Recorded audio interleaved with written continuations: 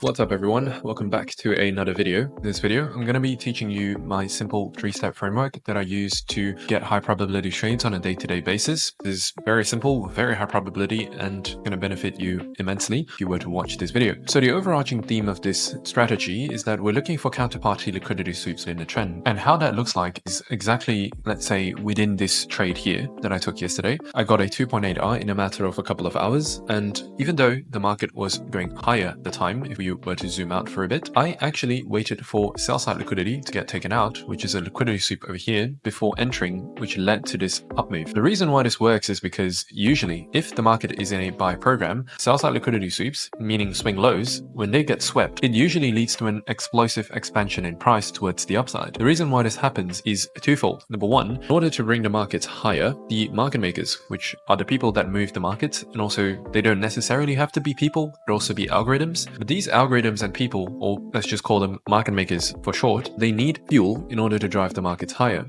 And where do they get fuel? Well, I want you to think of it this way. The market is a zero-sum game, meaning for every dollar that you do make, you're not actually making that money out of thin air. It's not like business. When you win any money, you are actually taking it from somebody else. For every dollar that you make, somebody else is losing $1. And most of the time, that somebody else tends to be the market makers. So it's in the market makers' best interest to cause as many people to lose as possible. And in the process, when other people lose their money, and I'm giving it to the market makers who use it to continue moving the market in the direction that they've set already. So in this case, let's say that you're in an uptrend. In order for the markets to continue going higher, you actually need to stop out anybody that went long here at any point here who are in deep profits. You have to stop them out before the markets can continue another expansion. This is the reason why you get these liquidity sweeps within a trend and also retracements before the market pumps. In this video specifically, this framework is going to focus on the liquidity sweep that leads to an expansion in price. And a very high level overview of this system includes 3 steps. Step 1, you want to look for your higher time frame. Now within the higher time frame segment, there are 2 things that we want to look for in particular. First of which is to determine your higher time frame key levels, and then using those key levels to determine the higher time frame bias. Then we move on to step number 2, which is doing our work on the lower time frame. In this case, we want to look for some kind of liquidity level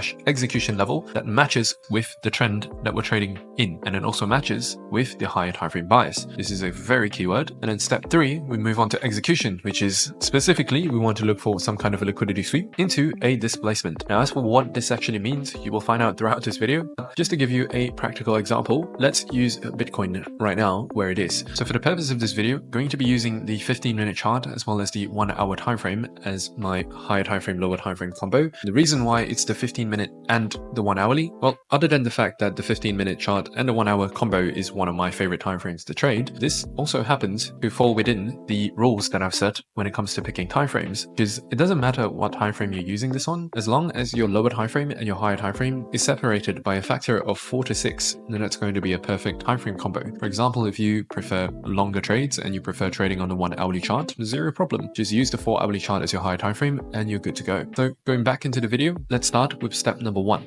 Step number 1 is to determine your higher time frame key levels. It's the first thing that you do. And to do that, it's very simple. So it's as simple as going out, zooming out, and then looking at which range is price trading in the moment. You can argue that price at the moment is trading between these 2 levels, right? It's being the range high, this being a range low. So basically what I'm doing here, I'm just taking some kind of extreme level and then see if it matches up with some kind of range. In this case, it does look like it does match up with some kind of range. So this is my higher time frame key level number 1, and that's my higher time frame key level number 2. And at this point, some of you might be wondering, why am I not using, for example, this high here or this low here, given that, this is a much more zoomed out version of, what price is currently doing at the moment? And the answer to that question is very simple. It comes back down to one word: relevance. Is this level relevant to you right now? And the simple way to answer this question is to look at what is your execution time frame. I'm taking trades, in this case, on the 15-minute chart, where I'm mostly expecting to close out my trades within a couple of days, at most a few days, but most of the time it's going to be closed within either the same day, within a couple of days. And if we look at these further out levels on Bitcoin, what do we see? This is 73k and that's 57k. This is currently at 66k right now. There is at least a 7k gap to the higher level. There's at least a 10k gap to the lower level. For Bitcoin to make a 10k move usually takes at least up to a few weeks and up to even a few months. This is not relevant at all to what we're trying to do on the 15-minute chart. So just like that, you have managed to filter out a couple of levels that are completely irrelevant to you. That's why using your execution time frame. So now that we have the higher time frame key levels, the second part to this equation is we want want to determine a higher time frame bias. And all a higher time frame bias is some kind of higher time frame direction that you think the market is going to move towards next. And before I get into how to do this, you have to understand that when it comes to a higher time frame bias, most of it is guesswork. All you're doing is taking an educated guess on where you think the markets are going to go next. There is an art and science to this, yes, of course, but you are not going to get a 100% win rate doing this. In fact, the goal in the first place when it comes to trading should never be to get a 100% win rate. We're simply, the correct mindset that we want to have when it comes to this is to use whatever resources that we have to make the best analysis or the best judgment on what we think the market's going to do next. Whether or not we're right or wrong doesn't really matter. And as you progress in your trading journey, realize that whether you're right or wrong doesn't really affect your profitability. So don't worry about having a 100% win rate with this stuff. I'm obviously quite good at it because I've been doing this for literally years. And the more experience that you rack up in higher time frame bias and just doing higher time frame analyses, obviously this goes without saying, you're going to get better at this. So going back to what we were talking about before, the way that you determine the higher time frame bias usually is to build a narrative. This is the best way that I know how to explain this. What is some narratives or what are some stories that you can tell about what price action is doing? So let me give you an example in this case. So we can see here that let's look at the sell side first. Sell side meaning, your swing lows, right? Let's look at the lower side first. When we start looking at the sell side, we can see that, okay, price seems to be, at least in recent times, showing a very strong movement towards the upside. And then we can also see that this pump was started after sell side liquidity, in this case over here, was taken out, right? After this level got taken out, price actually started pumping. And you can see throughout this whole period of here that every time the market does form a new expansion, sell side liquidity does get swept for pumping. And then over here once more, sell side liquidity does get swept before pumping. And then once again, over here, sell side does get swept before pumping. And this, by the way, is exactly what we're looking for when it comes to this framework. We're looking for these liquidity sweeps that match up with our higher time frame. And this is how we're going to be able to catch all of these high probability explosive movements, which is a very key word here because rarely do we want to be stuck holding onto trades that are doing nothing, especially when the market is doing this. It's not a good time to be a trader, and it's not a good time to be holding onto trades because you're going to be wondering about it all the time. You're going to be seeing other coins pump and you're going to be like, why am I even holding onto this? Is this ever going to go up? Is this going to stop me out? And all in all, your capital is better allocated to trades that have explosive movements and high probability movements. Plus the fact that when you're stuck in a trade that's doing nothing, the moment you start constantly wondering about it is when you are expending a lot of mental capital, meaning mental energy, and that exhausts you for the next day or your next trading decision. If you've ever noticed that you tend to make pretty poor trading decisions after you have went through some very emotional period in your trading, maybe you've went through a very large loss or something happened in your personal life, you tend to not make as good decisions when it comes to trading. It's because you have expended your mental capital and you're not in the optimal state for good trading decisions. So going back to what we were talking about before, if we just look at the sell side, we can see that there is probably not a very high probability that price is going to come all the way back down here, especially considering the fact that there's about a 6K gap between where price currently is and where, this sell side liquidity based on our higher time frame analysis is. So now, before we start being certain that this is the higher time frame bias, let's look at the buy side. If we look at the buy side, obviously price is about to hit this level, so we're going to have to zoom a little bit further out. So over here, and if we look at price at this current level here, we can see that, okay, we have a previous high that hasn't been swept yet. So as well as the fact that there are relatively equal highs over here, which usually acts as a very strong draw on liquidity. Then we zoom further out, we can also see that there is even more buy side liquidity above. And obviously this is a bit too irrelevant to us at the moment. So for now, at least based on current state of price, the fact that we're already so close to the liquidity level, plus the liquidity level hasn't been swept yet, plus all of here is bullish market structure leading me to believe that the high time frame bias is very likely towards the upside. Again, notice what I'm doing here. I'm building layers upon layers, telling a story. I'm building a narrative. And that's the best way that I can explain on how to build a high time frame bias. The more you do this, the better you're going to get at it. So give this exercise a try. And the best way to practice this is to actually do this exercise on 5 to 10 different charts and then making a mental note on where you think the bias is going to be. Now, I do not mean to take any trades. Make a mental note on where you think the bias is going to go and check back in after a few days or depending on whatever time frame it is that you're trading on. See if you were right. Did the market go up? Did the market go down? And over time, you're going to get a feel for how to build this narrative. One thing to keep in mind is that when you're building a narrative, it's very important that you consider both sides of the equation. You never just jump right away to a conclusion. You always, look at the characters, look at the setting, storyline, whatever, before you actually, build that narrative, right? Multiple ingredients need to be present when you're building a narrative. Same thing here. You need to look at both sides sides of the equation before you come up with that narrative. And now that you understand step 1, it's time to move into step 2. This is where we come into the lower time frame. If you remember what we talked about before, step 2 involves looking for key levels on the lower time frame for us to execute from. Because if we don't do step 2, then we're not going to have a clear idea of where to even execute from in the first place, or where are the high probability areas that we can execute from. The problem with looking at the higher time frame and directly making a trade from the higher time frame is the fact that you're not going to be able to get entries that are really tight. Just to give you an example, let's assume that this was a trade that I took yesterday that gave me about 3R in the span of about 2 hours, or just under 2 hours. This trade, by the way, was taken using the exact framework that I'm giving you right now. But let's say, for example, I did not jump into the lower time frame, completely skipped step 2 and moved on to step 3, which is execution. Now, in the first place, I would not have seen this liquidity level over here, at least not until I zoomed into the lower time frame. Mind you, the higher time frame bias that we marked out beforehand gave us this level.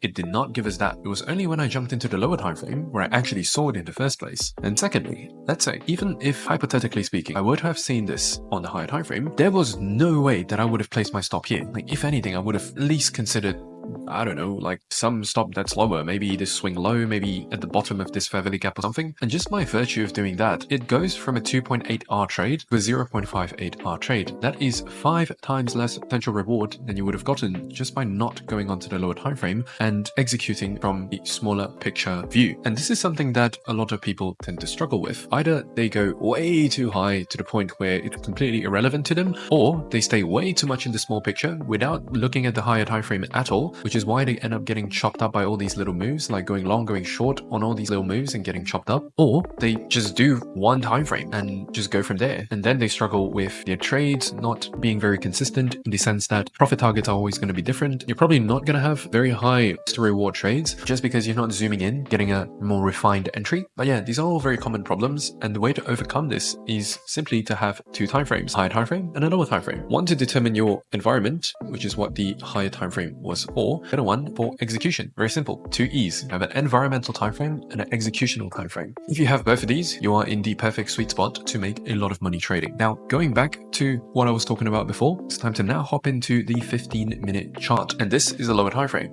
Now, specifically, what you want to look for is key levels where you want to execute from. And the process is going to be roughly similar to what we did on the higher time frame. In this case, we can say that price is trading between this high and this low, right? This low to this high. This also happens to be a range high. Price is currently just trading between these 2 levels. And so the process for marking out these key levels, super straightforward. Now, here already is a mistake that I've already made, or most people would make, which is actually treating this range high here as a potential key level. Now, here's the thing. I don't know if you remember, during step 1, when we were planning out our higher time frame bias and our higher time frame levels, we've already predetermined that we think the market is going to go in that direction, which is up. Why in the world then am I marking out potential quote-unquote resistance levels? Doesn't make sense. I'm not looking to short the markets. I'm not looking to take profit here. So this level doesn't really matter. And just to give you another example of why marking this out is a mistake and why considering this as a potential key level is a mistake, is the fact that when the market is in a buy program, these buy-side liquidity levels tend to not mean much. Now, just to give you an example, let's look at when price was over here. You can see that you have a lot of swing highs, a lot of buy-side liquidity that just get absolutely blown through without any sort of retracement. Now, in a bearish market environment, sure, this is exactly what you want to look for, which is buy-side liquidity to get swept before the market moves lower. For example, when the market was in a sell program, every instant that the market took out a buy-side liquidity, it went to form new lows. Again, over here,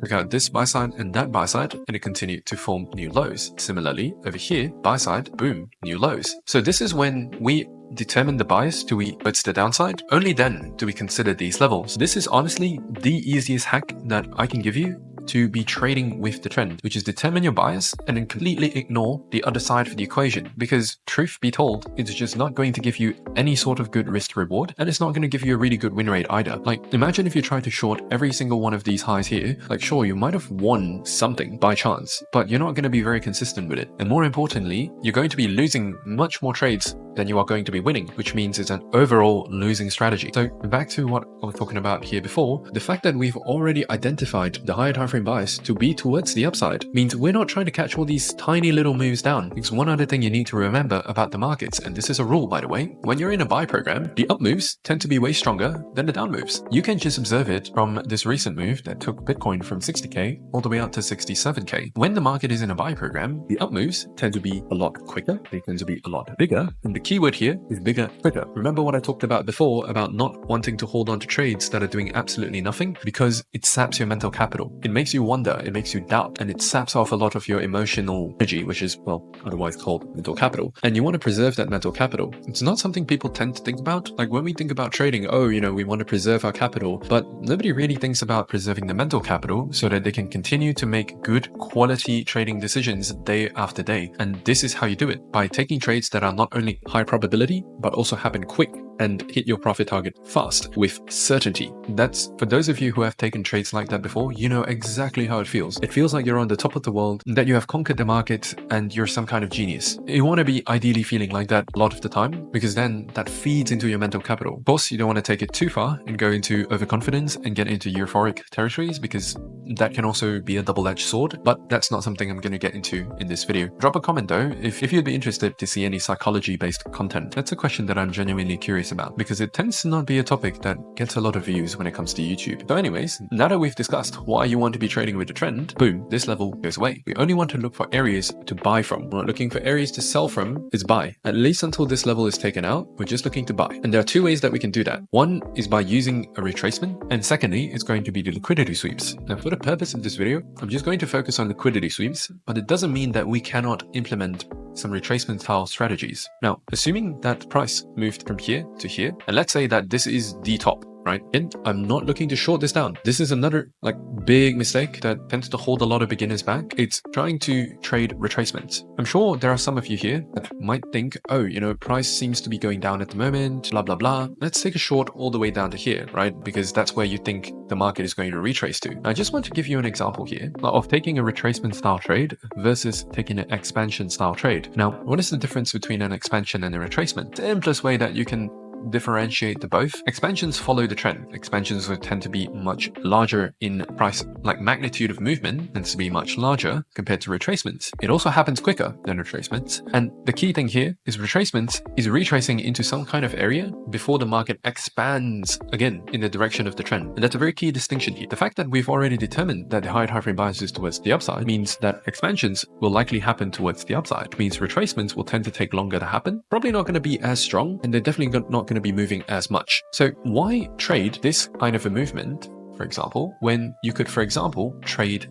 this kind of a movement? It's twice the potential reward, right? 1.55 versus 3.14. It's probably going to take half the time so that you don't have to expend that much mental capital, and it's going to be way higher probability as well because it's following your bias. Make sense? This is a very key distinction here. If you can fix this problem, it's not an exaggeration to say that you will double your profit overnight. So in this case here, we're not trying to trade this retracement. We are waiting for the markets to potentially come into this retracement zone so that we can start executing. So I want you to pay attention specifically to this 0.618 to 0.705 area. Ideally, what we want is some kind of untapped liquidity within the area to serve as an entry criteria for our liquidity sweep. Because again, following this framework, we're only looking for liquidity sweeps within the trend. And right away, I can see two right there that lines up close to the 618 and directly at the 705. So at this point, I've already determined my key levels. So there are three scenarios basically. And this is a concept that I like to call thinking in bets or thinking in probabilities. See, the thing about trading is that the only thing that's certain is that the markets are never certain. So you never want to jump to a concrete conclusion and just, okay, price will come here and then it will go up. Rarely that is the case, and rarely will you be correct. Not even I'm correct on a lot of these analyses. But the thing that will truly set good traders apart from great traders is their ability to think in terms of probabilities or thinking in bets. And the key to doing that is to create multiple scenarios. Think if-then statements. For the programmers who are watching this video right now,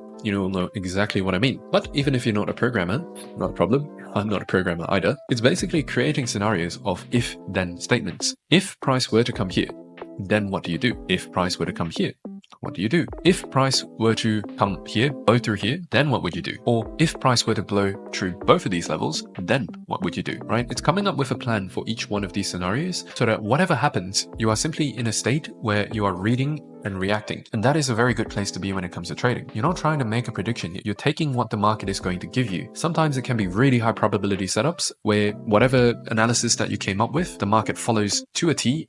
It just happens, like boom. Sometimes it could also be more ambiguous, where this type of probabilistic thinking is going to serve you a lot more compared to just having one scenario and like do or die, all in or bust. That's going to help you out way more. So in this scenario here, what I would be looking for, and to answer that question, if price were to come to any of these levels, then what do we do?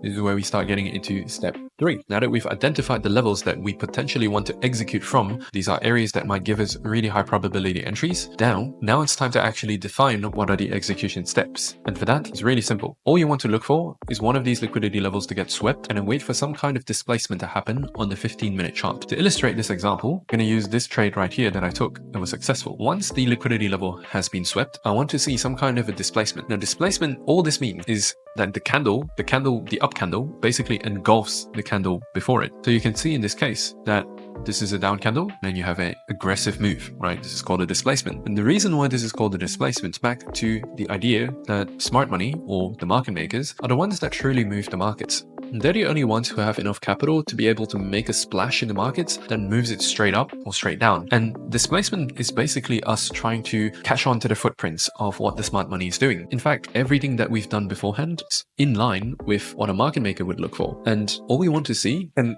before we start executing, we want the market makers to tell us or to give us a clue that our analysis is indeed correct, that our bias is indeed correct, and that our liquidity level over here is indeed the correct one. The way we see that is through displacement. We want to see some kind of an aggressive move, right? Could be within a candle, it could be within a couple of candles, just some kind of aggressive move. Just it's like a clear indication, like, okay, liquidity has been swept already. All right, it's go time. And the moment that happens, you can enter anywhere along that displacement. For example, moment when this was happening, I just went in at a random point. I wasn't trying to nitpick, like try to catch a fair value gap entry. I don't have to catch the bottom. You just have to get in at some point during that displacement. All you need. And then you place your stop loss underneath the wick of the liquidity sweep, or in the event that you are trading a short, place your stop loss above the wick of the liquidity sweep. As simple as that. Now, the ideal target for this would be somewhere between 5 to 10 R. Honestly, a 3R trade will also work just as fine. And all of this is happening on the 15-minute chart. Just to illustrate this example, let's say price comes down over the weekend. Like as of the time that I'm recording this, it is Friday, and the weekends are usually a time where the markets tend to retrace or just do nothing at all. And so it wouldn't be a surprise if the market were to retrace all the way back down to this level over the weekends. And if that happens, all I want to see, the moment this kind of displacement happens, let's say during Monday, I can enter anywhere during the displacement, or if you're familiar with the concept of order blocks, or if you're familiar with the concept of fair value gaps, then that is also a potential entry. You want to place your stop loss beneath the wick low, the liquidity sweep. You want to target at least 3R. That would look something like this. Ideally, should be 5 to 10. 3R again works perfectly fine. And this strategy, once you master this, you will have a really high win rate plus a very high level of profitability and a very high level of risk to reward. Meaning this is going to become an ATM machine as long as you master this. Now, if that first trade does get taken out, for example, if we come back to that previous example here, you can see that this low, once it got swept, it actually failed, right? It actually came lower. What do you do in this point? Well, my system indicates that if the first trade does get stopped out, and as long as the trade idea is still valid, and as long as all the entry criteria is still happening, meaning I'm still seeing some kind of liquidity sweep plus displacement, plus this is going to be a bit more of an advanced concept, but timing, meaning this was actually the London Open, which gave me a very strong indication that this was actually the true move compared to this one, which was during the Asia session, which tends to be a little bit less probability compared to the London Open. Again, this is more of an advanced concept, not something that I can cover in this video, but you do not need to worry about that because the fact of the matter is most crypto outside of Bitcoin does not really follow these, traditional finance market open timings. So once that happened, boom, second trade, same style of risk management, which is 1% of the account. I didn't take this trade, by the way, but if I did, I would have more than recovered that loss over there and in very quick action. And there's that 3-step framework that you can start practicing and using. Just a little note on execution style. Earlier on, when I was talking about waiting for displacement to happen before entering, that is not well, there are two ways that you can look at this. Even within the context of the notion itself, there is the active approach where we wait for the displacement to happen, but the passive approach works almost just as well when it comes to framework number 2, because you can literally just set a limit. So the way that works is you literally just place an order at the 705 and then stop loss, wherever the wick began, and then the TP is, either the high, 0.5 or further. This will pretty much always guarantee you, like always, at least almost 3R if you were to do this right. So at the low, and then if we expand this to the negative 0.5, sorry, my mistake. This will always guarantee you a 4R trade. And even if you were to take it at the high, it will at least be a 2.3. So depending on how you take profit, then, you can do the math. But guys, half the time, if I happen to be looking at the chart, then yeah, I'll use the active approach. But if I'm not, guys, this framework number 2, the magic in framework number 2 is that this is the best way for you to trade passively, because as long as you get the higher time frame bias right, and as long as the target hasn't been hit yet, it's pretty much automatic when you just place an order at the 705 and just let it run. Stop loss usually is pretty safe. Now you can play around with the stop loss, meaning you don't have to set it at the low. Sometimes, for example, within the context here, you can see that the price comes nowhere close to, it just hits the 705 and, it goes nowhere close to the wick, for example. So in cases like this, you can definitely play around with the stop loss, maybe do something like this, and automatically this will increase your profitability by almost double, right? It went from 4R up to 7R, and feel free to play around with this. Felt like I needed to make this, because otherwise you might get confused into thinking that the only approach to do framework number 2 is the active approach, when in reality the passive approach works really, really well, and it allows you to literally just hop on to the chart, set your alerts, set your orders, and move on with your day, and you might come back overnight or at the end of your day and realize wow, you just made 3R, for example. So yeah, hope this video was helpful, and yeah, I'll see you guys in the next one. Cheers.